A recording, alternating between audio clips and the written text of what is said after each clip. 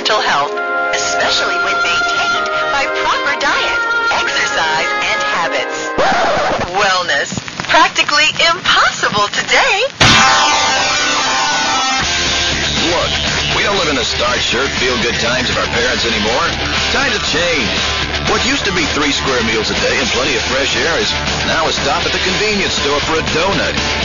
Or maybe it's a double mocha with whip and a muffin.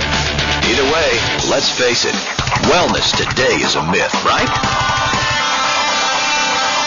Not so fast. Wellness, even today, is possible. Tens of thousands of people all over the world have found it. The key to attaining wellness? Realizing the roadblocks that keep wellness out of our reach. Roadblock number 1, the snack food industry. That's right, the snack food industry. And don't be fooled, it is an industry.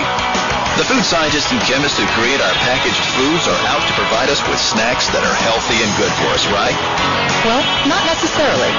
According to a columnist for Food Processing magazine, when taste and nutrition collide, taste always wins. So if nutrition isn't their main concern, what is? Can you say profits? The snack food industry alone racked up $50 billion in sales last year. Remember the old commercial, you can't eat just one? Guess what? They were right. It's what I call trigger food eating. You can't eat just one. It's not addictive in the sense that there are no withdrawal seizures from pizza. But people get into bags of cookies, bags of potato chips, and they don't stop till they're all gone.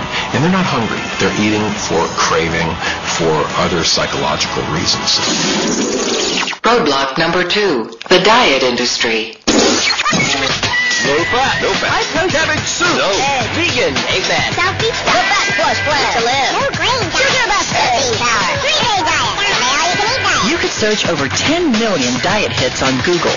You could read all 29,091 books on Amazon.com. And you would come to the same conclusion. Confusion. And who wins? The publishers, the manufacturers, and the marketers. Why? Because they will tell you anything to sell you everything. Well, the main reason that diets fail is that they may promise something which doesn't really happen. It's usually a magic formula or secret that you can do some little trick like eliminate all sugars, eliminate all fats, and keep eating the way you always have been. So you can have your cake and eat it too. Roadblock number 3, the restaurant industry. I know this hurts, but it's true. Think about it. When was the last time you noticed your plate? It's not a plate, it's a platter. Portion sizes have been expanding. In restaurants in the United States, people want to take home a doggy bag. You may have only paid $6 for dinner, but you want a big portion. If you got a small portion, you wouldn't be satisfied. You'd go to another restaurant. So this constant competition for quantities of food at low cost, and the cheapest way to make food is to add more hidden fat and sugar, is really driving this obesity epidemic. Roadblock number 4, the fashion industry. Beauty, glamour, romantic date hair, tight abs, and a firm butt. It's what we all want, right?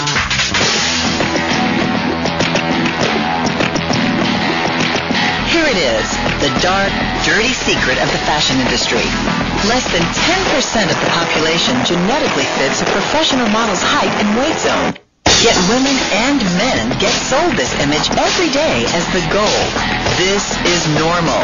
This is attainable. This is a lie. Percentage of women who feel depressed after looking at pictures of models? 70. And roadblock number 5, society. Society? That's right. Think about it. We live in a quick-fix, liposuction world. We praise fitness and beauty, and we loathe fat. Skinny people make more money. Fat people are ostracized. Thin is in, fat is out. Problem is, society doesn't give us any answers, only statistics. Statistics that are out of control. 1 out of 2 Americans is overweight. 1 out of 3 is obese. 1 out of 5 children in a pediatrician's office is obese. Countries that traditionally had a healthy diet like Japan, the incidence of obesity has increased from 5% to 20%. In poor countries around the world, as soon as you introduce the possibility of American foods, the richer classes become obese and the poorer classes are still malnourished. So this is a worldwide problem. Today, there are 158 million type 2 diabetics in the world, and this is a disease closely related to obesity because 95% of those patients are obese. In the next 10 years, there will be 212 million type 2 diabetics in the world, and 80% of all heart disease will occur in type 2 diabetes, which I call diabesity. The roadblocks are real, and they are working. Never before in our history have we as a nation been so fat. And it's not just about how you look. It's about your life, how long you will live, how long you will be around for your family. You see, wellness is a way of life that changes everything.